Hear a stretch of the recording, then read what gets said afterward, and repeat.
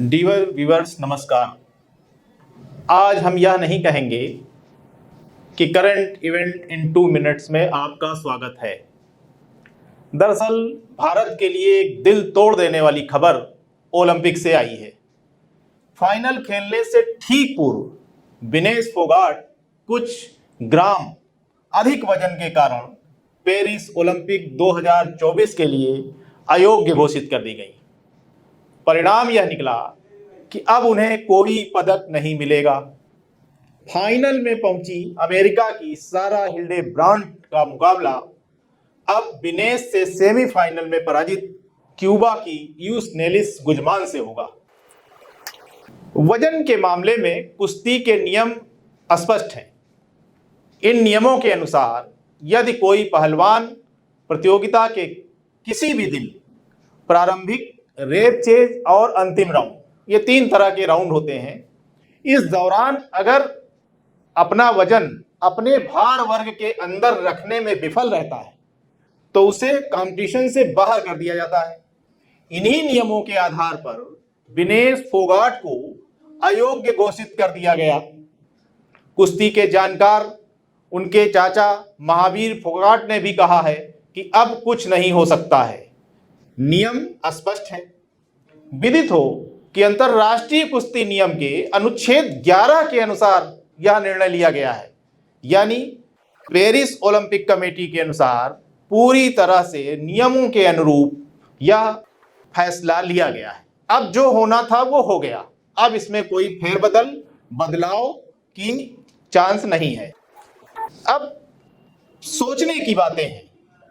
विख्यात कुश्ती प्रशिक्षक रयान लैंकास्टर अपने एक ब्लॉग में लिखते हैं, क्रोध हमारे द्वारा अनुभव की जाने वाली सबसे मजबूत भावनाओं में से एक है और यह एक शक्तिशाली प्रेरक हो सकता है। बकौल उनके फिर वो कहते हैं, क्रोध को हावी होने देने के बजाय उसका उपयोग खुद को बेहतर बनाने पर ध्यान केंद्रित के लिए करना चाहिए। चाहे अतिरिक्त प्रशिक्षण लेना हो, नए लक्ष्य निर्धारित करना हो, खुद को और अधिक मुश्किल बनाना हो या फिर रचनात्मक अभिव्यक्ति के उत्प्रेरक के रूप में उपयोग करना हो, उस ऊर्जा का प्रयोग सकारात्मक बदलाव के लिए करना चाहिए। कभी भी क्रोध को व्यर्थ ना जाने दें, ऐसा लैंकास्टर महोदय कहते हैं।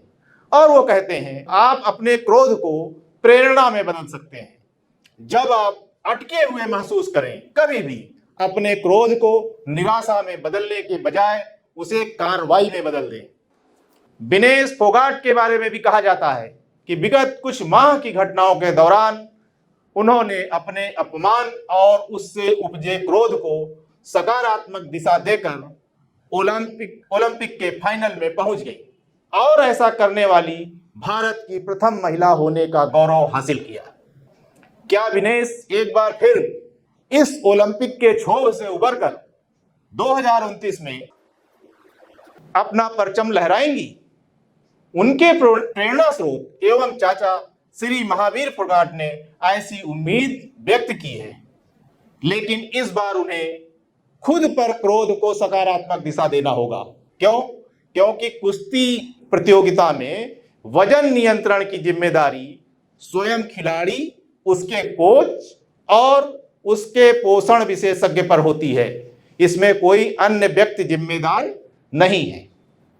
ओलंपिक एसोसिएशन ने पेरिस के कहा है कि सभी संभव उपाय वजन को कम करने के किए गए थे, बाल काटने से लेकर के, और जो भी संभव उपाय हो सकते थे उन उपायों को अपनाया गया था। लेकिन सब कुछ कर लेने के बाद भी वजन 50 किलोग्राम से 100 ग्राम अधिक था और इस 100 ग्राम अधिक के चलते विनेश फोगाट बाहर हो गई। इतना सब हो जाने के बाद कुश्ती भी प्रतियोगितात्मक परीक्षाओं के दृष्टिकोण से महत्वपूर्ण हो गया है। आइए जानते हैं इस खेल के बारे में थोड़ा। कुश्ती मानव इतिहास के सबसे पुराने खेलों में से एक है। 15,000 वर्ष पहले के गुफा चित्रों, भित्ति चित्रों में पहलवानों के जिन दांवों का उपयोग करते हुए दिखाया गया है वे आज भी उपयोग किए जाते हैं। 708 ईसा पूर्व में प्राचीन ओलंपिक खेलों का हिस्सा भी कुश्ती थी। उस समय भी इसकी दो तरह की स्पर्धाएं हुआ करती थी, एक खड़े होकर के और एक जमीनी कुश्ती, जिसे अपराइट एंड ग्राउंड रेसलिंग कहा जाता था। आधुनिक कुश्ती में भी इस खेल की दो स्पर्धाएं हैं, एक ग्रीको रोमन और एक फ्री स्टाइल। ग्रीको रोमन थोड़ा प्राचीन स्वरूप की है, यानी जो पहले का स्वरूप चला आता था वो मिलता जुलता है ग्रीको रोमन से। इसमें प्रतिद्वंदी पर हमला करने के लिए उसके ऊपरी भाग पर पहलवान केवल अपनी बाहों और ऊपरी शरीर का उपयोग कर सकता है, पैर इत्यादि का प्रयोग नहीं कर सकता है। और आधुनिक ओलंपिक के 1896 के संस्करण से ही ग्रीको रोमन प्रतियोगिता, ग्रीको रोमन स्पर्धा प्रारंभ है। और दूसरी क्या है, फ्री स्टाइल है। ये थोड़ा आधुनिक स्वरूप की है, यद्यपि ये 1904 के ओलंपिक से शुरू हो गई थी। इसमें प्रतिद्वंदी अपने पैरों का भी उपयोग करता है और विरोधियों को कमर से ऊपर या नीचे दोनों ही दिशा में पकड़ सकता है।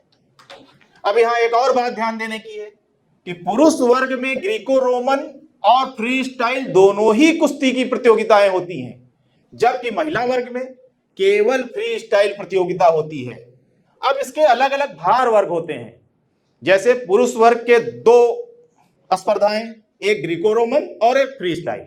इन दोनों में ही 6 भार वर्ग हैं और महिला वर्ग में केवल फ्री स्टाइल है, तो इसमें भी 6 भार वर्ग है। एक चार्ट हमने लगा दिया है बोर्ड पर, आप देख सकते हैं कि ग्रीको रोमन के जो भार वर्ग हैं 60, 67, 77, 87, 97 और 130 किलोग्राम पुरुष वर्ग की, और पुरुष वर्ग की ही फ्री स्टाइल के 6 भार वर्ग कौन से हैं, 57, 65, 74, 86, 87 और 125 किलोग्राम।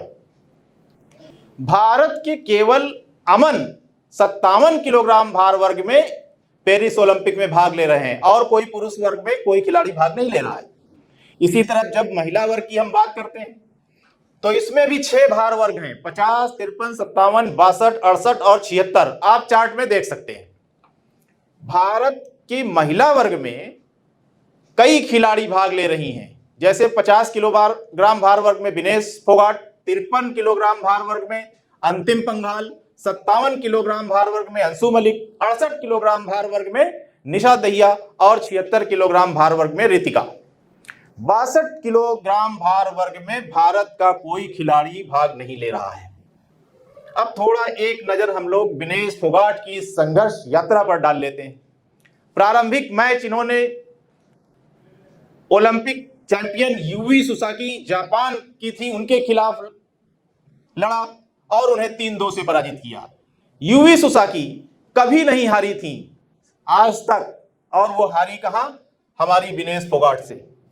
फिर क्वार्टर फाइनल में इनका मुकाबला यूरोपीय चैंपियन ओक्साना लिवाच, जो कि यूक्रेन की हैं, उनसे हुआ और उनको भी इन्होंने 7-5 से पराजित किया।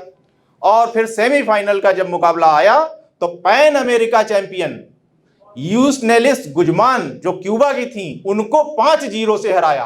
उत्तरोत्तर इनका प्रदर्शन बढ़ता गया, एक ही दिन में 3 बाउट, और तीनों बाउट में उत्तरोत्तर बढ़ते प्रदर्शन के साथ 3-3 चैंपियन खिलाड़ियों को पराजित करना, यह इनकी खास बात रही है। अब फाइनल मुकाबला होना था अमेरिका की सारा हिल ब्रांड के साथ, जिसमें उनको मौका ही नहीं मिला। यही दुख का विषय है। अब अंतिम स्थिति यही है कि विनेश फोगाट ओलंपिक से बाहर है, अयोग्य है। विनेश फोगाट पेरिस ओलंपिक के लिए भले ही अयोग्य हों, देशवासियों के लिए वह एक योग्य बेटी है, जिसने बड़े बड़े सुरमाओं को चित कर दिया, चाहे वे खेल के मैदान में हों या फिर मैदान से बाहर के। एक मलाल यह जरूर है कि कोई भी पहलवान लड़कर हारना या जीतना चाहता है। विनेश लड़कर नहीं हारी हैं, वे जीतकर भी हार गई। यह मलाल स्वर्ण पदक विजेता अमेरिकी पहलवान को भी रहेगा, क्योंकि वे भी अपना फाइनल मुकाबला योग्य उम्मीदवार के विरुद्ध बिना लड़े जीत गई हैं। यद्यपि अब स्वर्ण और रजत के लिए अलग से मुकाबला हो रहा है और जो विनेश से हार गई थी उनसे और फाइनल में पहुंची अमेरिकी पहलवान के साथ मुकाबला होगा। विनेश को यहां तक का सफर पूरा करने में अत्यधिक कठिनाइयों का सामना करना पड़ा, उसके बावजूद जिस मुकाम पर वो पहुंची वह अनुकरणीय है। यह अलग बात है कि थोड़ी सी समस्याओं के कारण, थोड़ी सी वजन बढ़ जाने के कारण उन्हें असफलता हाथ लगी है, लेकिन इस कारण से उनके परिश्रम के महत्व को कम करके नहीं आंका जा सकता। धन्यवाद।